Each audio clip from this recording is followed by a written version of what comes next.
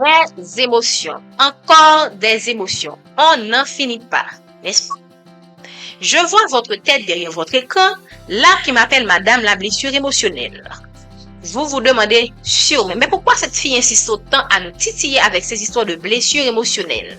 Si vous n'avez pas encore compris cela, je vais vous expliquer de mon mieux, ou plutôt de la compréhension que j'ai des choses. Évidemment, vous êtes libre de ne pas accepter ou non. Nous apprécierons que vous donniez votre avis en commentaire si vous le voulez, bien sûr.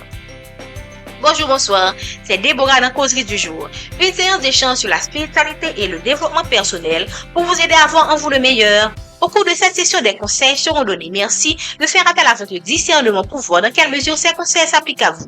Merci aux nouveaux abonnés, aux personnes qui sont là avec nous. Merci à toutes les personnes qui posent des conseils constructifs pour l'amélioration de la chaîne. Beaucoup de personnes pourraient dire que sur cette chaîne, on a beaucoup parlé de développement personnel, mais très peu de spiritualité. Si vous faites partie de ces personnes, alors nous allons vous éclairer notre démarche. La base de la spiritualité telle que nous le comprenons, c'est qu'elle commence avec chaque individu.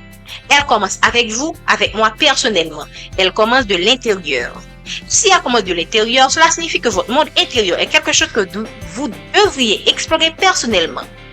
Et qu'est-ce qui vous permet d'explorer ce monde? C'est une meilleure connaissance de vous, une meilleure conscience de vous. Votre monde intérieur comprend aussi les émotions que vous vivez chaque jour, même celles que vous avez vécues depuis votre enfance. Et oui, on en revient encore aux émotions.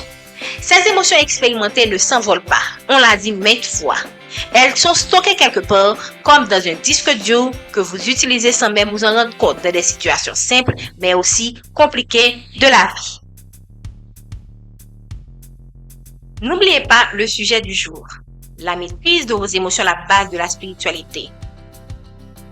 Si nous vous disons que vous êtes vos émotions ou que vos émotions sont vous, serez-vous d'accord? Vos émotions sont même plus que cela. Vos émotions sont puissantes, elles mènent votre vie. En fait, votre âme est le siège de vos émotions. Quand vous écoutez une musique classique, ne sentez-vous pas que votre âme vibre? Vous pouvez soit rire, soit pleurer, selon ce que cette musique vous fait ressentir.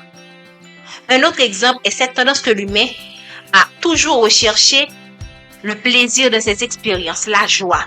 N'est-ce pas la base du monde du divertissement, qui est la recherche de l'émerveillement, le contentement, l'extase. C'est aussi pourquoi les substances nocives, comme l'alcool, la drogue, rapportent autant.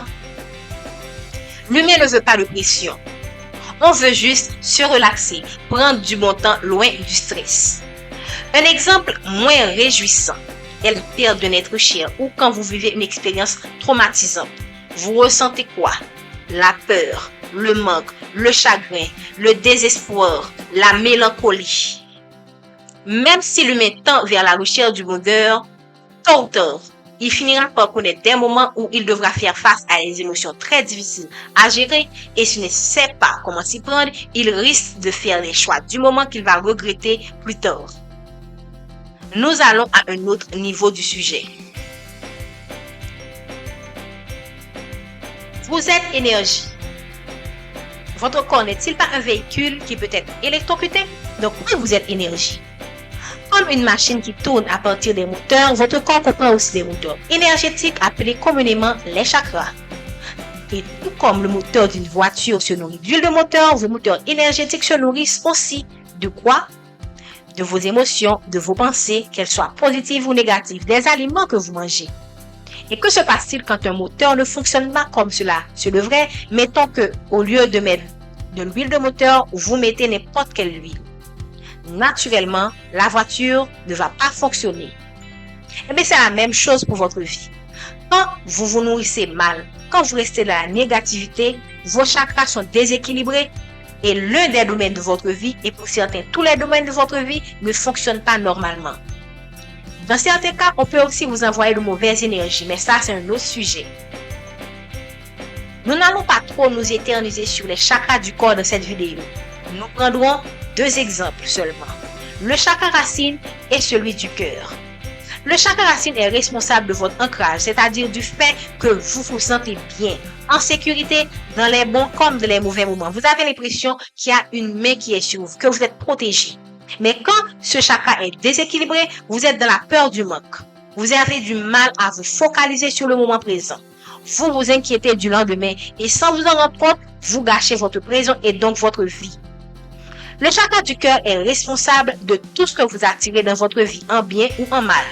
Qu'est-ce que cela signifie? Que quand vous êtes dans la rancune, la vengeance, la jalousie, la colère, vous buvez votre propre poison. Donc, quand on vous demande de pardonner, ce n'est pas parce que vous êtes faible ou que vous êtes un idiot. Mais c'est pour vous, avant tout, pour votre bien. On ne peut pas parler d'énergie sans parler de manipulation énergétique. Certes, ce n'est pas le but de cette vidéo de s'éterniser sur ce sujet, mais sachez que quand on vous manipule, c'est à vos émotions qu'on s'en prend, donc à votre énergie. Tout ceci pour vous dire à quel point la maîtrise de vos émotions est quelque chose de très important et pourquoi elle est l'un des piliers de la spiritualité. Attention, je ne parle pas des gens qui ne montrent pas leurs émotions et les refoulent pour ensuite les transmettre dans le négatif, soit par la colère ou la vengeance. Je parle vraiment de travailler à libérer des émotions négatives ou encore des émotions basses et retrouver votre équilibre et votre paix intérieure. C'est la raison pour laquelle nous avons beaucoup parlé des blessures émotionnelles dans les épisodes précédents. Comment faire pour avoir la maîtrise de ces émotions? J'ai envie de dire que c'est toute une science, c'est un art, c'est le combat de toute une vie, en particulier dans les moments les plus difficiles. C'est un combat tellement difficile que beaucoup abandonnent, mais c'est un combat qui vaut la peine.